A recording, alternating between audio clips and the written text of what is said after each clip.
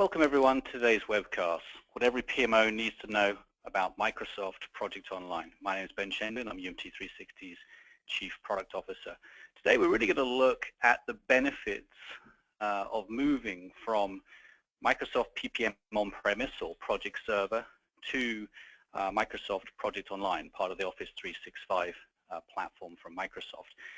We'll look at a couple of areas in today's webcast. We're going to focus on really what is the Microsoft PPM solution, with a specific focus on Project Online, and then focus on what you need to do in order to build a business case to convince stakeholder executives to fund the transition from Microsoft Project Server on-premise to Project Online. And then we'll take a look at a migration approach, what you'll need to do to prepare for that, and lessons learned. So I'm going to keep this at about 50,000 feet today, but hopefully you'll find the topics of interest.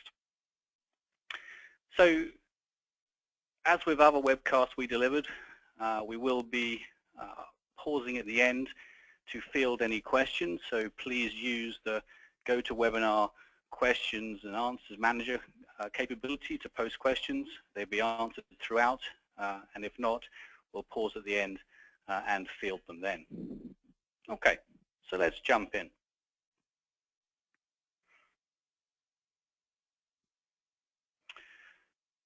So those of you who aren't familiar with UMT360, we're widely recognized as thought leaders in enterprise portfolio management for the consulting services and best practices we provide across those domains, as well as the technology we build that seamlessly extends the SharePoint and Microsoft PPM platform.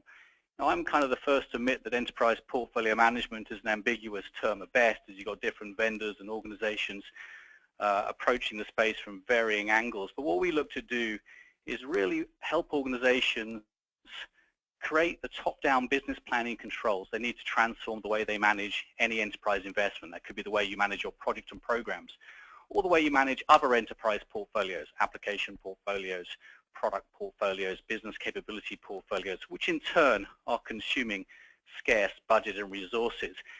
What is unique to us, and certainly key for today's discussion, is our long-standing partnership with Microsoft. We are a gold Microsoft PPM partner.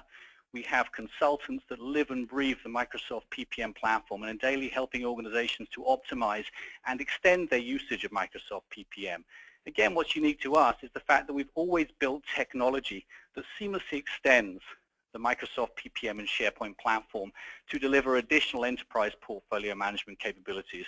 And Gartner recognizes our solution as an independent enterprise portfolio management offering, but with tight, seamless integration with the Microsoft PPM platform.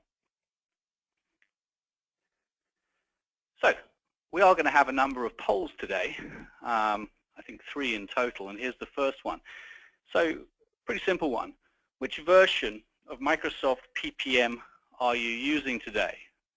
So when I say Microsoft PPM, really focusing more on the project and portfolio management offering. So the options that you have here as we switch to the poll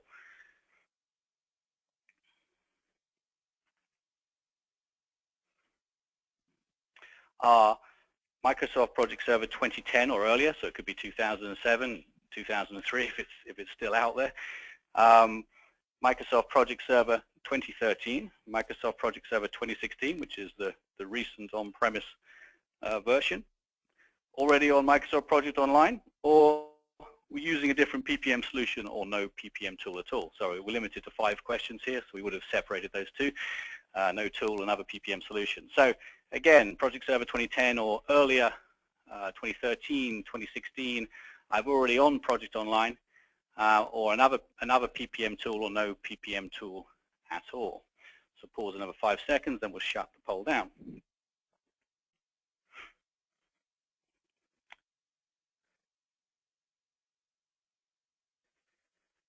Okay, share the results here. So kind of a even split here, with around 68% of us either on 2013, 2010 or earlier versions of Project Server. A few of us have made the move to 2016 and still are probably wanting to look at the potential transition to the cloud. with 4%. 7% are already on Project Online. Now, this webcast today is going to be more about moving from on-premise to Project Online. We'll do a lot more webcasts that talk about optimizing the usage of Project Online as well, so watch out for those. And quite a large number either using a different PPM solution, maybe looking to move to Microsoft PPM, or no PPM solution at all. So that's great. Let's move on.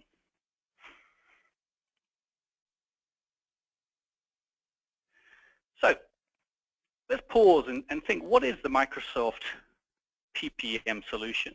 It is an end-to-end project and portfolio management offering. Now, for those of you that have been familiar with Microsoft PPM, it used to be called Microsoft EPM, Enterprise Project Management. There really are two main parts to web-based PPM offering. There's Microsoft Project Server, which traditionally is delivered on-premise, being that you host the infrastructure, or could even be hosted in a kind of dedicated hosting environment through a third party, or Microsoft Project Online, which is part of Office 365, Microsoft's multi-tenant cloud platform, that, again, Microsoft hosts the infrastructure and you can benefit from all the end-to-end PPM capabilities. I'm not calling out here the desktop scheduling tool, Project Professional, that connects to both on-premise Project Server as well as Project Online. Now, what amazes me really is that so few people utilizing Microsoft PPM, be it Project Server or be it Project Online, really recognize the fact that it is a true end-to-end project and portfolio management system. In fact, we did a webcast, I guess about a year ago on this. Having talked to many customers over definitely the last 3 years or so, what worries me is there are common myths and misconceptions about the Microsoft PPM platform, and there's a variety of reasons for this. It could be that you used Microsoft Project Server in an earlier version, 2003 and 2007. A lot has changed in later versions to deliver an end-to-end project and portfolio management system. So you had, experiences before with earlier versions that you think still hold true today. Some of the myths are propagated by competitors, other PPM solutions that try and put the Microsoft PPM platform in that kind of execution-orientated project delivery mode. So I'm just going to summarize quickly a few myths here that we normally debunk during the sales process.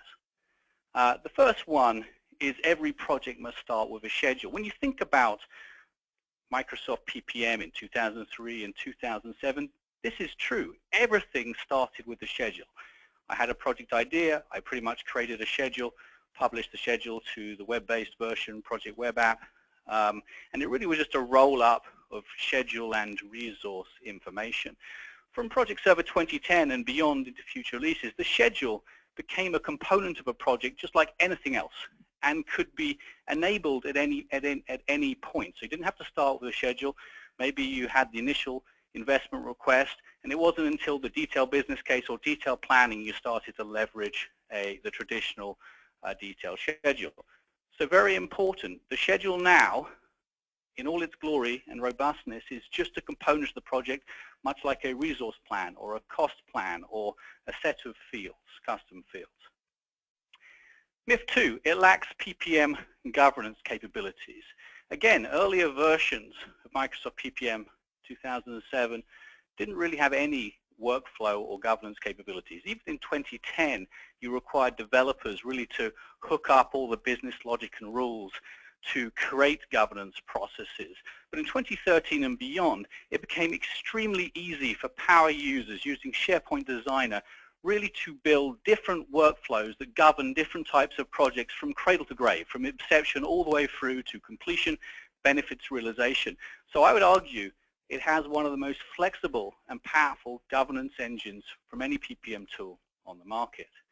Myth 3, it lacks portfolio management, portfolio analysis capabilities. Again, many folks that are using later versions of Microsoft PPM today are using it in exactly the same way they did in 2003 and 2007.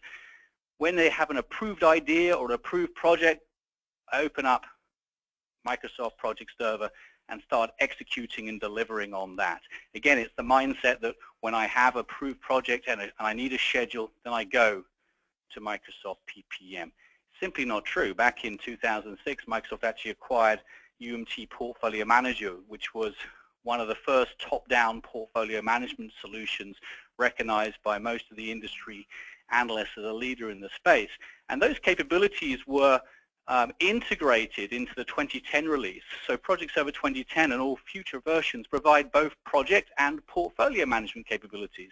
From a portfolio management perspective, robust demand management, project prioritization, investment alignment, what-if analysis from cost constraints and capacity planning analysis. So again, many folks are not even utilizing the second P that is included in the project and portfolio management solution. Myth 4, it provides little to no reporting. Again, this one always makes me laugh. So yes, I think it's true in previous versions, Microsoft really didn't package too many out-of-the-box reports, which has certainly changed lately. But you've always had the opportunity to leverage the whole of the Microsoft Business Intelligence stack, tools like Excel Services, SSRS, Power BI, some of the stuff we're going to talk about a little later. Now, if you're a Gartner junkie like me and you follow all the quadrants, you'll notice that the Microsoft Business Intelligence set of tools is actually a far right leader in the Magic Quadrant for Business Intelligence. So basically, you get the leading BI tool set integrated with your productivity system, Microsoft PPM. And there's a lot of stuff you can do with that, as we'll discuss later. So I'm going to argue that reporting is actually a key strength. And in more recent years, there's a lot of more out-of-the-box reports and dashboards that you can benefit from straight out of the gate. Myth 5, it's difficult to configure. Really isn't. There's a pretty low bar when it comes to any Microsoft technology in terms of getting it up and running. Ability to define workflow, define fields, define resource. Obviously it requires training, but in terms of being able to configure and administer on your own, the bar is relatively low, especially when compared to other PPM systems. Again, this is a myth propagated by other PPM vendors where maybe they release more shrink wrap, quick start capabilities, which then have to be reverse engineered, whereas Microsoft PPM solution, you really are sort of building from the ground up, however, very easy to do so. Myth 6, maybe a key one for today's discussion. Microsoft does not provide a SaaS PPM solution.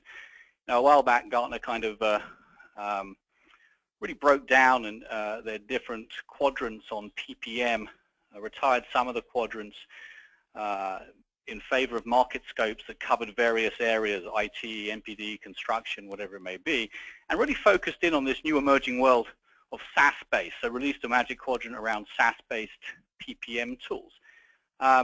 And so the Microsoft solution hasn't been included in that in recent years for one reason only, that in that Magic Quadrant, Gartner required 4 years of production capabilities to be included. Microsoft released Project Online in 2013, so this year I fully expect to see it in that quadrant.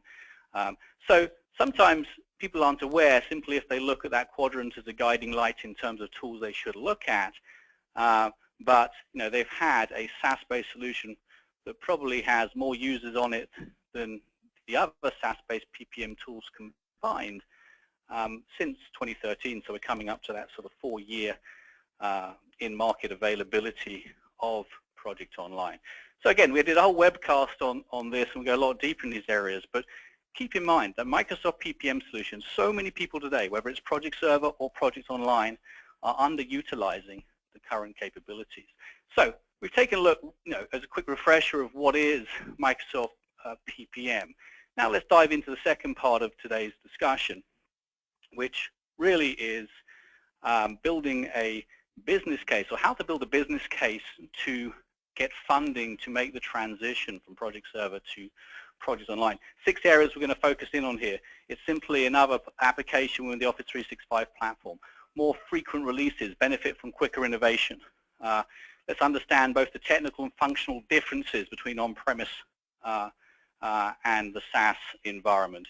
Simplified SKUs, competitive subscription licensing, reliable platform and service, reducing reliance on IT, and cost savings of moving to the cloud. So a couple of slides on each of these. All of them are kind of equally important.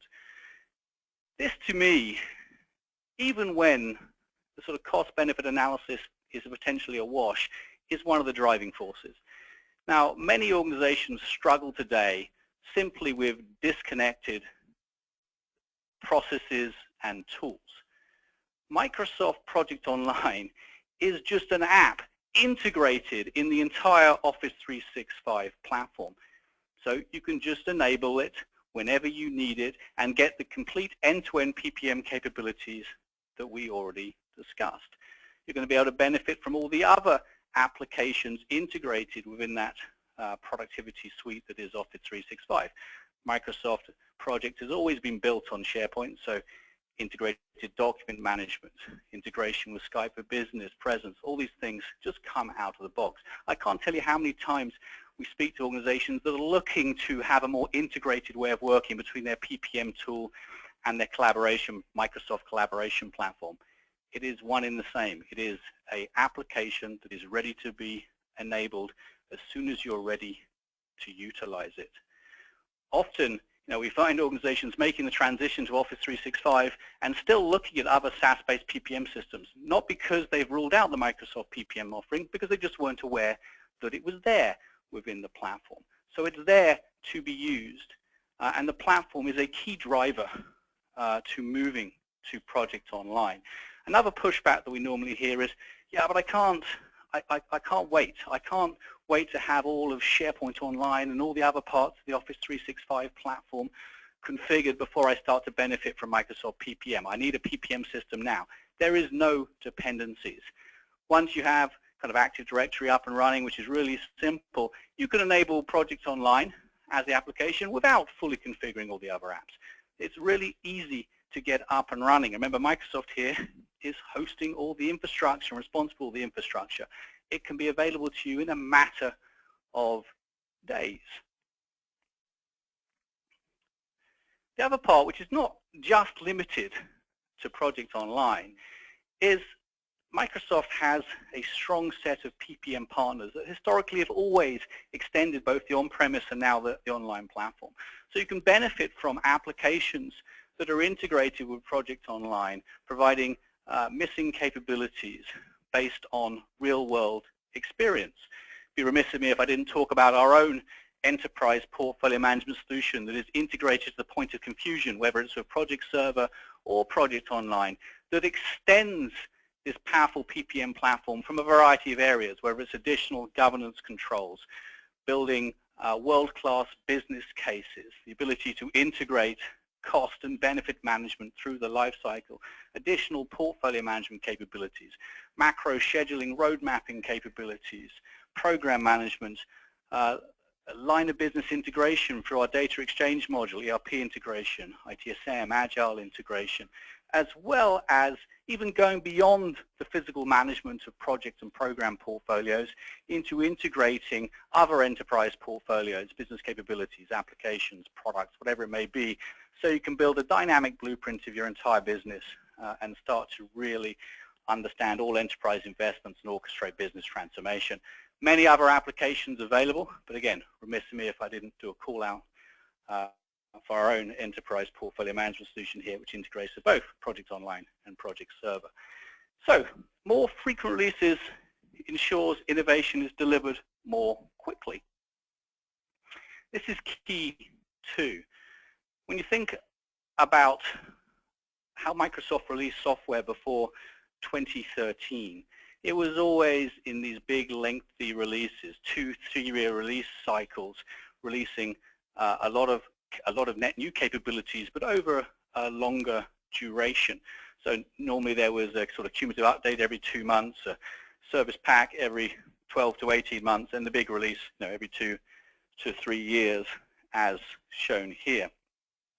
With the advent of Office 365, and certainly Project Online as part of the Office 365 platform, the speed of innovation has accelerated.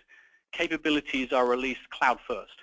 So a lot more capabilities released a lot more frequently. Could be on a monthly cadence. And it is released cloud first. So in 2013, there wasn't actually feature parity between Project Server 2013 and Project Online.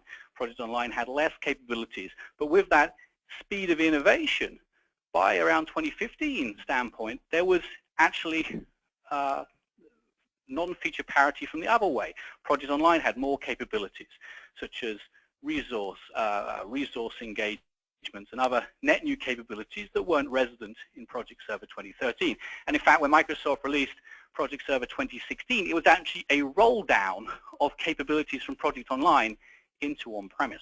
So again, there may be parity today between Project Server 2016 and Project Online, but again, cloud first. The capabilities were released quicker to the cloud, and so you're always going to be getting the latest and greatest. Now that's good for most people. It does raise questions around, well, hold on, what happens if I don't want that, right? Am I forced to take it? What's the cadence of release? How much can I control that? The releases are frequent. At least every month you do get notified. Major features like resource engagements, which we may talk about a little bit later, they're not forced down your throat. You do get notified. There is a window to start to onboard these capabilities. I think it was about 6 to 8 months. You got opportunity to start to integrate and train people on this new capability. Now that being said, you can stay abreast of the roadmap. There's a web page here, the Office 365 roadmap. You can search for project and start to look at what's in the works, what's been released, potentially what's been cancelled, and other things, and stay informed in terms of what the development team are working on and when you can expect to benefit from that innovation. This is key, understanding the technical and functional differences. There's a lot here. Obviously, this is not a definitive list, but I just called out some of the salient things. Let's start with feature differences. Talked a little bit about this. In 2013 Project Server and earlier versions, there was the concept of a web-based resource plan where I could come in and do sort of top-down resource planning disconnected from the underlying project schedule. It's important to note that that's actually been decommissioned in the favor of something called resource engagements, which gives you similar capabilities, but that planning is done down in Project Professional, and then you have a handshake between the project manager and the resource manager in establishing a contract in terms of allocating a resource to a project. So it was a highly required feature across the Microsoft PPM customer base, but it resulted in the traditional resource plan being deprecated in the favor of resource engagement. So keep that in mind. We'll talk more about that, you've got to move to the resource engagement model now in 2016, Project Server as well as Project Online. There's some other capabilities that are only available in Project Online. There's an out-of-the-box portfolio dashboard that provides kind of 80% of the kind of execution-orientated statusing, portfolio-level status views that you require across the portfolio, across projects with drill down, only available in Project Online, not Project Server. Timesheeting applications specifically for mobile, iPhone, etc. Only available through the iTunes, but also only available for Project Online. BI and reporting. This is big, big, big. It's all about, everyone says it's all about reporting, reporting, reporting. Remember, I said that Microsoft BI is actually a huge competitive advantage, being a far right leader in the Magic Quadrant. However, there's still a lot of confusion around this. Where I think about Microsoft Business Intelligence tools, you're almost like a kid in a candy store, right? You're looking, there's so many different options you can utilize, but you've got to understand what is the right tool for the right report. So I've done a high-level overview here of what you can leverage. So some of the reporting tools are available to you. Excel, it's available both in on-premise and Project Online deployments. In Project Online, you're leveraging OData. It's real-time. In Project Server, it's coming from SQL. It's still real-time reporting. Excel services. This is key. Again, comes out of the box with Project Online. Again, leveraging OData. That's real-time reporting. Now, however, if you want to leverage Excel services with Project Server on-premise, you're going to require a dedicated Office Online server to be installed before you'll be able to do that. Again, leveraging SQL. Still, it's real-time reporting. SSRS, SQL reporting services. There's still a big role for SQL reporting services. Obviously, with Project Server, dedicated deployment, you're going to be able to leverage SQL reporting services out of the box. But we see more and more organizations also leveraging SQL reporting services with Project Online. To do that, you're going to need a dedicated SQL reporting server, so dedicated SQL reporting server with SSIS or SQL Server Integration Services package integrated to pull the data from Project Online. It's still leveraging OData. This isn't real-time reporting. Normally this is done on a cadence of a kind of daily refresh. So important to note, not real-time. You can set the refreshes, but normally once a day, but it can be more frequent. Power BI.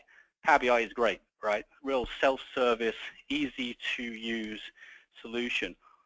Often potentially oversold. You think you can do anything and everything with that solution, and maybe you will be able to in the future.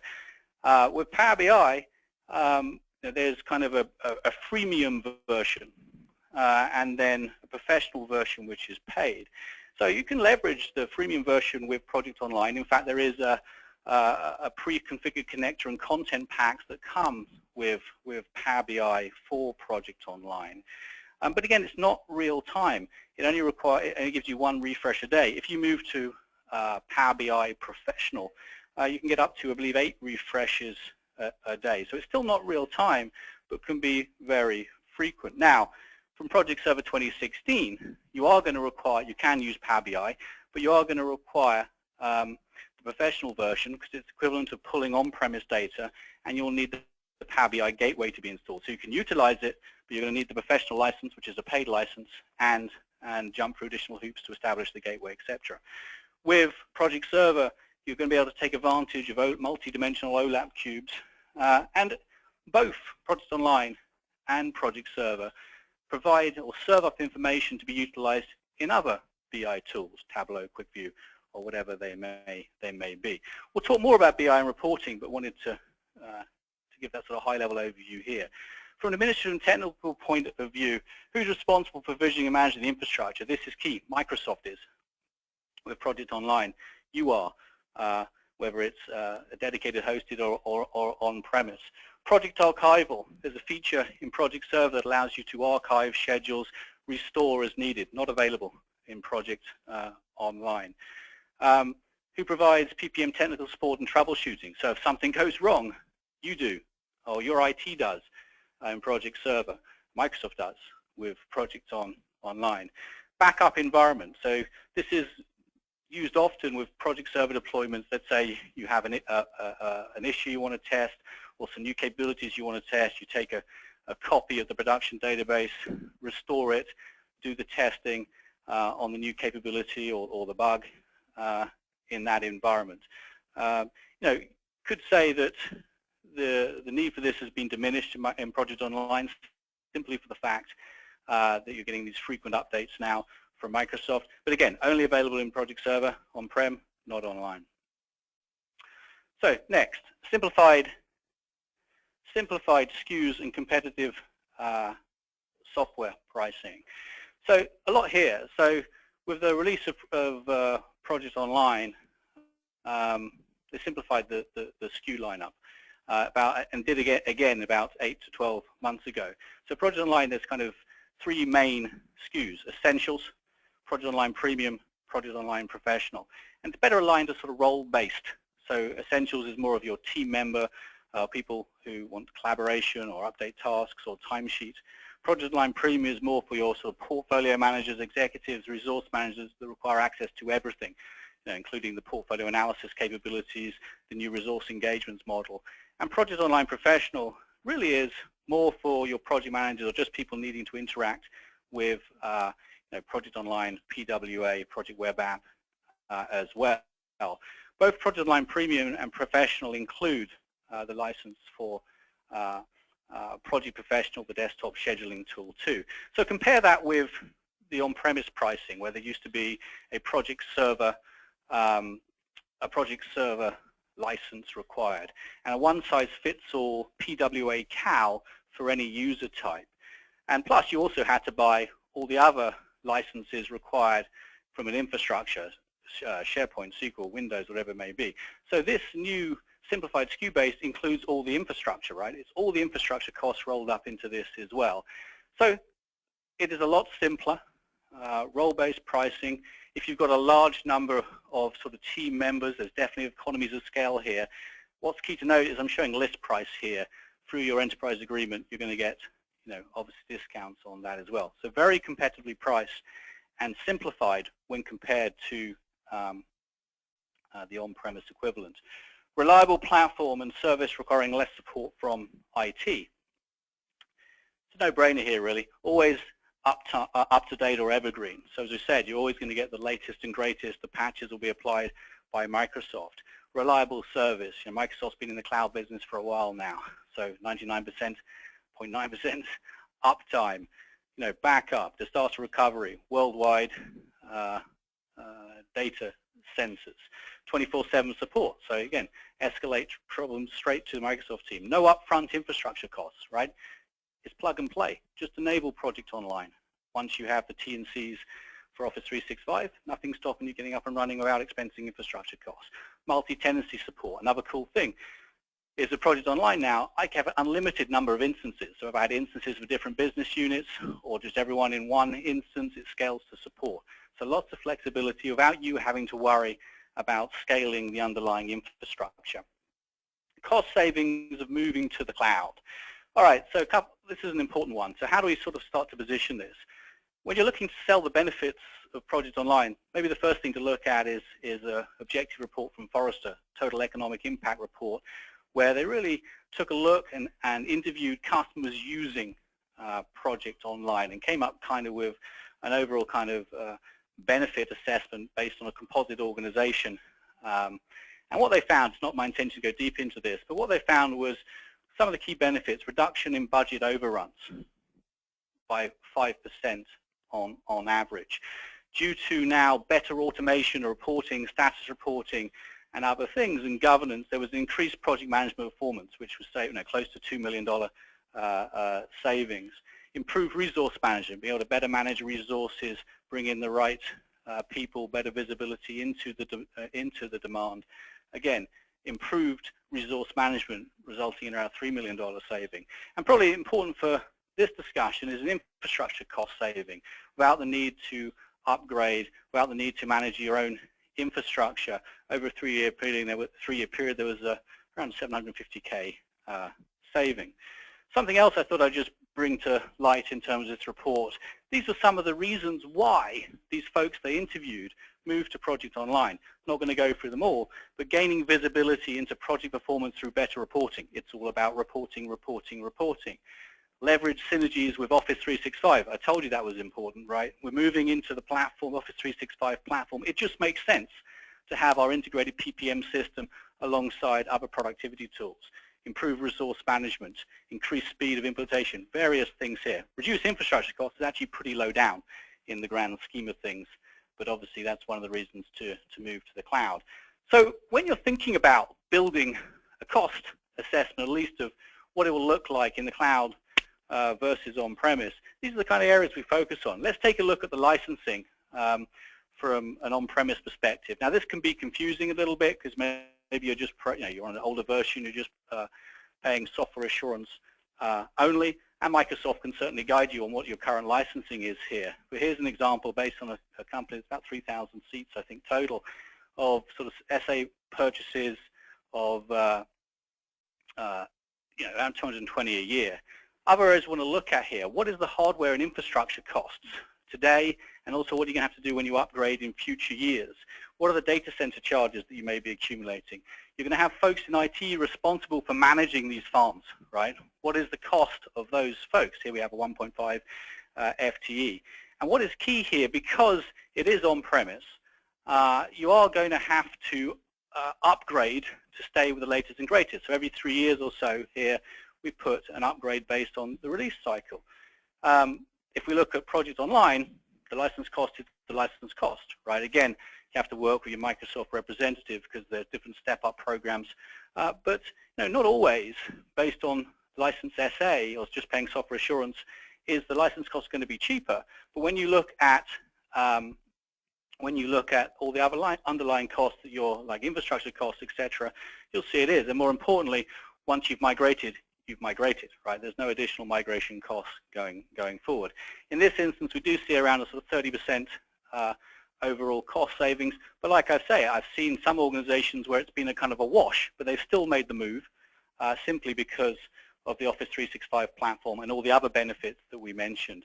So here's a visualization that we often use when we're doing these analysis to start to show, break down the different costs, whether it's a side-by-side comparison, the direct 5-year costs for online, or you can see here the recurring kind of migration upgrade costs that form part of the project server. So, poll 2, which benefit of moving to Project Online resonates with you the most? Part of the Office 365 platform, more frequent releases or innovation, competitive subscription pricing, the simplified IT, or cost savings and efficiencies. I took out the functional differences here, right, because one, I needed just 5 questions again. So 5 more seconds. Part of the Office 365 platform, more frequent releases, innovation, competitive subscription licensing, simplified IT, cost savings and efficiencies.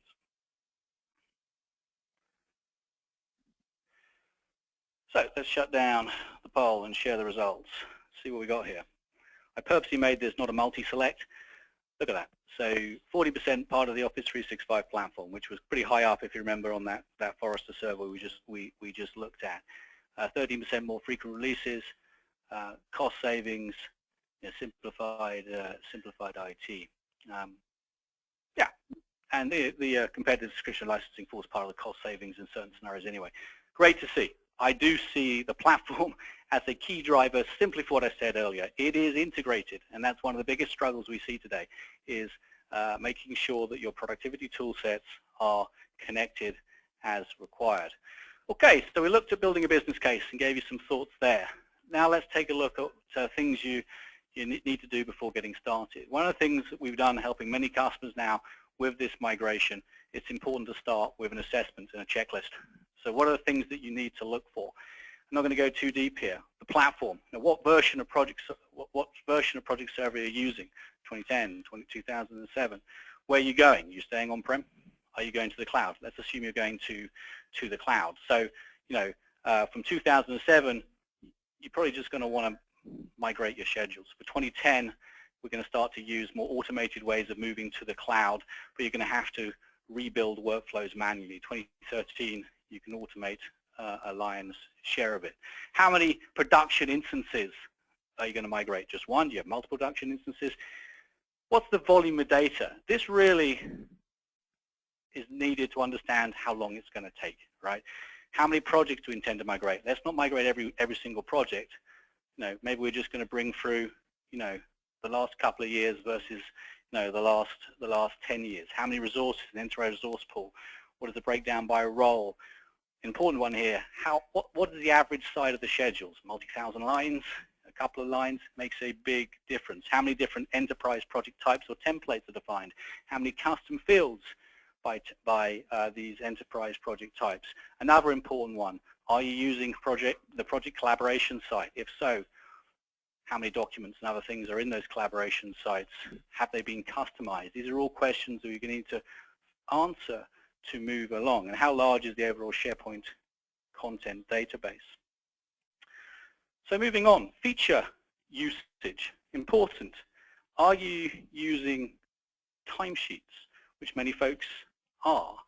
Now, from a timesheet perspective, it's very difficult to automate the transition of timesheet data, especially when you have inactive users, people who left the company and other things. So either there needs to be custom way of doing that, so custom solutions to migrate timesheet information, or what we recommend to many of our customers is actually creating, and capturing those timesheets in a separate SQL reporting database, so it's there for reporting purposes. Again, why do you need that information? Is it just for historical reporting, or do you need it all, the last 5 years, 10 years of timesheet information in the updated Project Online environment? Is it okay just to migrate some of the timesheets for active projects and move on? So it is possible to migrate timesheet information through custom solutions, or we can use a separate SQL reporting solution so we can report on that important information. Are using resource plans? We talked about this. No longer there anymore. Information can come into the new resource engagement model. This is more of a usability thing. If you've been using resource plans, you're going to be aware of the changes with the resource engagement model, and the benefits are there. Are you using workflows? How many workflows have been defined? If you're using 2010 Project Server, you're going to have to rebuild those workflows in Project Online. But no, how many workflows and what's the complexity in those workflows? BI and reporting. We talked a lot about BI and reporting already, but it's key. What are the existing reports you have? What technologies are these reports being built in?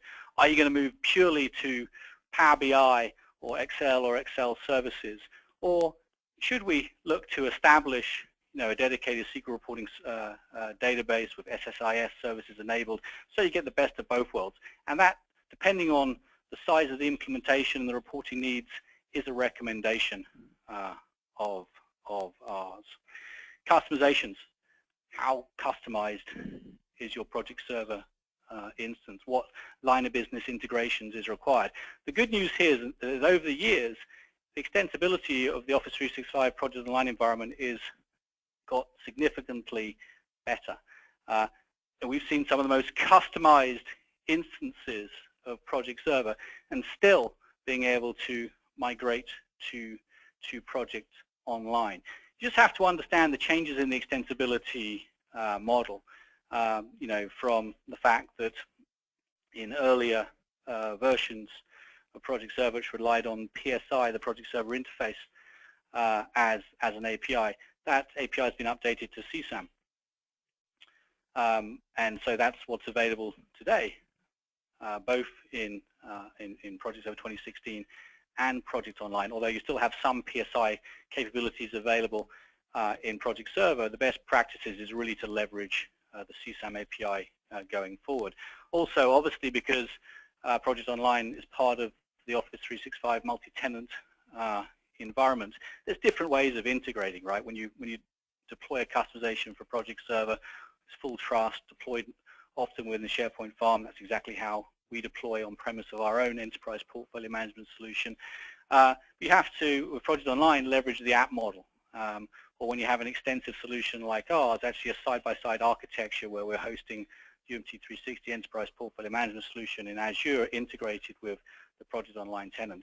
So there's different ways of doing it, but most of the customizations and extensibilities can be provided or rebuilt. In fact, partners like ourselves provide shrink-wrapped options as well if you've got things like SAP integration, other common integrations that exist out there. So one of the important tools that you'll need to utilize, and this goes to helping with the automation of the migration, is Fluent Books from Fluent Pro. Another Microsoft PPM partner have this solution that really helps you to migrate project web app configuration, project site information from Project Server 2010, 2013 to Project Online. So obviously, there's economies of scale of having a tool that's going to do some of the heavy lifting for you. I mean, it doesn't eliminate everything, but again, it's an important tool and a relatively inexpensive tool in the grand scheme of things to utilize within the deployment. Now, again, I'm not going to go too deep into the actual migration approach, and this is just an example. Obviously, the duration can be shorter, can be greater, depending on the size and complexity of the migration. So taking a sort of 3-month example here. Obviously, we need to start off with a requirements workshop and everything you would expect to occur occur in that. If timesheet data is required, what are we going to do? Is it going to be that custom solution to bring it all across into the new world of Project Online, or are we going to rely on that sort of SQL extension for reporting purposes where we can get access to legacy timesheet information? Now, what are we doing from a reporting perspective? How many reports are coming across? What reporting technology are we going to use going forward? Is there a need, which there is in certain cases, again, depending on the types of reports being generated, to have that dedicated SQL reporting database with SQL Server integration services enabled, pulling information from Project Online, again, not real time, but again, certainly useful for these heavier reports on volume, timesheet reporting, assignment reporting, whatever it may be. So again, it's not necessarily a must-have. It really depends on the complexity and the types of reporting you want. So what we look at doing here is, practice makes perfect, right? So let's not just go straight into the production migration and hope for the best. Operate kind of 2 dry runs before moving into the production migration. So again, leveraging that the work we put together in the checklist, as well as the migration tool set, let's do the migration first into a dev environment, do a gap analysis of that migration. Where were the problems that we experienced and other things, and then perform remaining configuration and testing that may be required depending on what version you were migrating from. Doesn't have to be at this point, but let's start to rebuild the reports that are needed, whether we're moving across existing SSRS reports and rewriting some of the queries, whatever's required in terms of getting you to the reporting nirvana that you need. So having got the dry run 1 and analysis behind us, let's move on to the dry run 2, where we're operating a dev test and production environment here. So let's do this again, but this time in test. Now again, based on the volume of data, this actual migration could take a while, right, depending on number of sites, project schedules, extra things. So you're going to end up doing that full migration into the test environment. And then there's a differential migration, which is, okay, if it's taken a couple of days, a week, whatever it's taken to run this migration, things may have changed in your project server environment. So the ability to then rerun just on a subset of projects to pull in the latest information in this differential migration is key. Now, the ability to now bring all the teams together, the project manager, stakeholders, and have a kind of UAT, and treat this as really a training exercise on the new environment. Now, obviously, a lot of familiarity or similarities between Project Server and Project Online, so it's not going to be a completely new environment, but a great opportunity to train in this UAT, as well as have your key users validate the integrity of the information that has come across. That ends up with dry run 2 complete. Now we're down to showtime, moving into the production migration. Obviously, you're going to do this in the same manner from all the lessons learned. Run the migration into prod, do the final testing, do the differential migration, go live, and then the team will be there for supporting what we call hypercare support and post-migration support, following that. So again, not rocket science, nothing incredible here, but practice makes perfect. So lessons learned from recent migrations. I've touched on some of these already. One of the key ones, and this kind of changed in I think February of this year. Keep in mind that now the only version of Project Professional, as is a desktop scheduling tool that connects to Project Online, is 2016, right? So used to be able to use 2013, and things not so anymore. So keep that in mind, that you'll need the 2016 desktop Project Professional to operate with the current version of Project Online. Talked about practice being key, or practice makes perfect, right? So that is key. Fully understanding the Microsoft reporting capabilities, right? Don't buy into all the hype, right? I firmly believe the Microsoft BI is one of the best, or certainly one of the best BI solutions out there on the market. But think of it, the sum is greater than all the parts, right? Power BI is not going to solve every single one of your reporting needs, right? You're still depending on your reporting needs, going to leverage a combination of Excel servers, SQL reporting services, and Power BI to really unlock the full reporting potential. So, understand, the differences between when it's real time, when it's near real time, what the options are in terms of refreshes, which we touched on. And don't be scared of a dedicated SQL reporting database. Nothing wrong with that, right? A data mart is commonly used in this situation. Again, depending on the complexities. Now, we talked about timesheets. No need to go into that anymore. We talked about the importance of engaging the community to test the validity and data integrity in that UAT exercise. A key lesson learned for us is that, from an end user perspective, this is not night and day stuff, right? You're moving from Project Server 2013 or even 2010 into the new world of Project Online. It's very similar, very familiar. It's not like everyone's world gets turned upside down when you make this transition. Works pretty much the same way, and obviously you've got the integrated user experience of the whole Office 365 platform too. And don't think of this just as a migration, right? To me, why are you migrating to Project Online? Yeah, okay, for all the reasons I said, it's part of the Office 365 platform. There's economies of scale, but you're making this investment because you're seeing this as your project and portfolio management platform going forward. So now, because we don't have any more migration upgrade costs, really it's about now making value-based incremental capability improvements on top of that platform. Build a roadmap in terms of where you want to go, how you want to involve your PPM processes and PPM tool set to help the PMO really position themselves as a value-orientated function. Maybe you're going as far as having a seat at the table as it relates to orchestrating business transformation or helping to manage business transformation across the organization. So it's not just about a technical upgrade here. Really do this because it's going to take you to where you need to be in the overall maturity of your PPM processes and the PMO itself. Last poll. When do you plan to migrate to Project Online?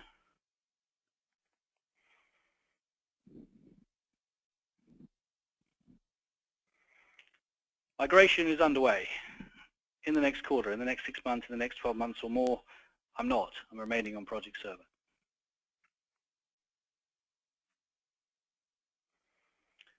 So again, migration is underway in the next 3 months or so, next 6 months, 12 months or more, or we're not.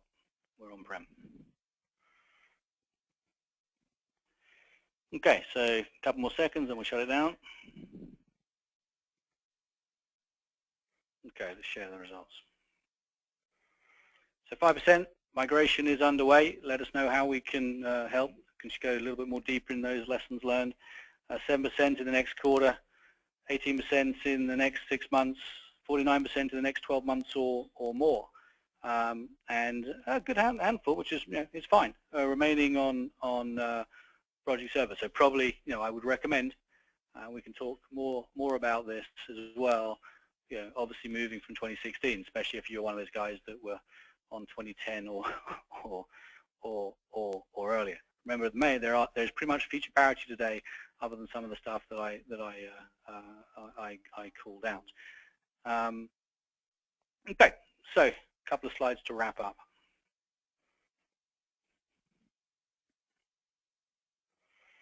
So how can we help? UMT360, I mentioned this before, full end-to-end Microsoft PPM partner. From our consulting organization perspective, we provide different forms of consulting services, transformational services, and we have a maturity model in terms of how we're helping PMOs evolve from an execution-oriented capability or function into a function capable of managing all enterprise investments and orchestrating business transformation. So how do we build a PPM roadmap and deliver incremental improvements on those PPM capabilities on top of Project Server 2016, Project Online, plus the UMT360 solution when it becomes apparent. Managed services, obviously once those transformational capabilities have been deployed, how can we help? Hypercare services, on-demand consulting, staff augmentation, all the stuff you see here. Technical services, we have probably the largest set of technical specialists in the Microsoft overall Office 365, SharePoint, PPM environment, from BI reporting to line of business integration to what we talked about today, upgrades in Project Server or Project Online migrations too. Now, with that in mind, if you are considering that transition to Project Online over the next 3, 6, 12 months, as many of you are, highly recommend you take us up on this offer. Let's work together to conduct that kind of feasibility assessment. We'll go deeper into that checklist that we kind of move through quickly today to understand, what are going to be the barriers? Where are the challenges of getting you to Project Online? What are the things you can expect from this assessment? It's going to be complete the overall checklist. We're going to look at the sort of technical feasibility from a customization, reporting perspective, build a detailed migration plan and roadmap in terms of how to get there, come up with, obviously associated costs, so you have a ballpark, and the ability also, to take, some of those 6 principles, the cost-benefit analysis being one of them, and help you build a business case to make that transition if that's required. So if you're considering this and you want to take us up on this offer, please contact us. I think there's going to be an option in the survey at the end of this to say you're interested in that sort of migration feasibility assessment.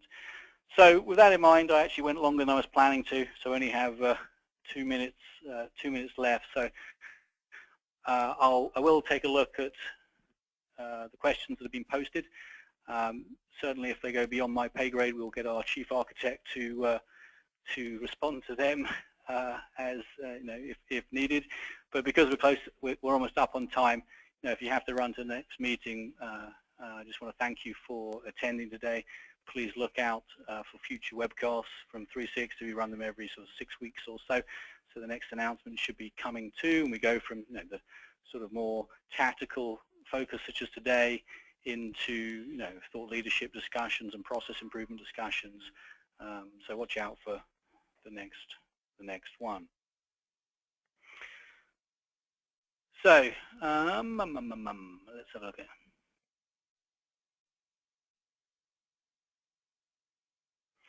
So, well, does your organization need to be on Office 365 in order to use Project Online since it's an app, or can it be used outside of Office 365? No, it's part of Office 365. So you're going to need Office 365, at least terms and conditions, and Office 365 to be a fully blessed platform your organization is moving to. What I was saying was, you don't have to wire up everything in Office 365 to start to leverage Project Online. As an app, it can be run without having SharePoint Online fully deployed or other things, right? So it's just, if you want to start with Project Online, start with Project Online, and then enable other parts of the Office 365 platform. Obviously, when organizations are moving to Office 365, it's not necessarily because they want to get access to Project Online, right?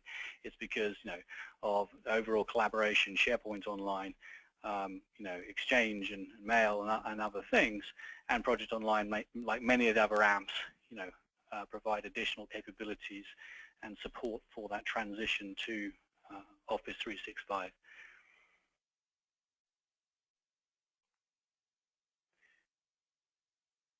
Yeah, we're going to definitely share material. Another one here, any plan to incorporate IT governance within the tool versus having to build via SharePoint Designer? Again, not really a question for me, that one, just simply that's a decision the Microsoft product team will take. UMT360 does provide additional governance capabilities from their enterprise portfolio management solution that extends that, which you don't necessarily need to edit when SharePoint Designer is applied within the workflow stage settings themselves, and we'll continue to add governance capabilities that integrate with that platform.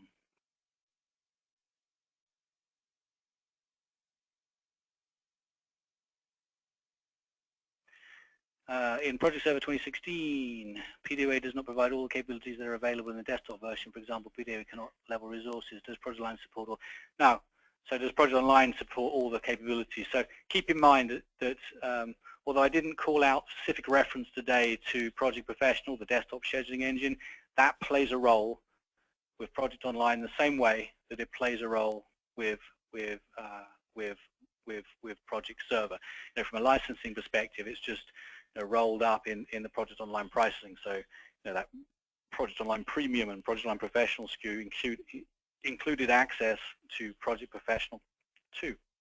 Now, in 2013, the scheduling engine was unified. So in PWA, be it Project Online or Project Server, it was a unified scheduling engine with the desktop. So things like baselining and having unlimited number of tasks and other things, even assigning multiple resources to a task, are fully supported. However, still Project Professional remains the heavier weight scheduling tool where you're going to do resource leveling. It's got views like Team Planner, and gives you that all-important offline project schedule management too. So don't think of, definitely you can utilize the web-based scheduling capabilities, but they're lighter weight capabilities, although still pretty powerful, but lighter weight capabilities when compared to the heavier weight client scheduling app. Take one or two more and then we'll get the rest answered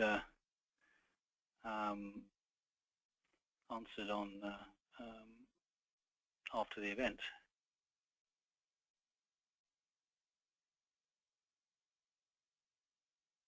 Online may end up with huge performance issues for huge project plans. Do you agree?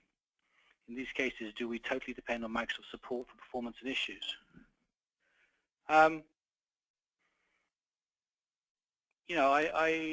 not sure if I totally agree. So, Warren, the question from Warren, we can maybe take that one offline with our architect. So, performance has been something that's been worked on significantly from earlier versions where there were issues with massive project files, and certainly issues with kind of project files with sub-projects in them, or projects with sub-project relationships too. So I think there's a couple of things to look at here. Is start running some testing on the performance in Project Online or Project Server 2016, because obviously Project Online scales as required. Obviously Project Server still requires you to right-size the infrastructure. Now we work with a lot of organizations that have more traditional heavyweight project schedules right now, life sciences, etc. A couple of thousand line plans, rely heavily on sub-project for dependency management and other things. And we do look at, wherever it makes sense, breaking down those plans and not necessarily relying on all those capabilities which can rely in performance issue. In fact, again, not to give a shout out to our own enterprise portfolio management solution, but one of the things it does is actually simplify cross-project program dependency management, allowing you not necessarily have to rely on sub-projects and other things that have historically been difficult to manage and resulted in performance issues. So again, we need to look for Microsoft in terms of some performance benchmarks in terms of Project Online versus Project Server, but a lot of performance improvements have been made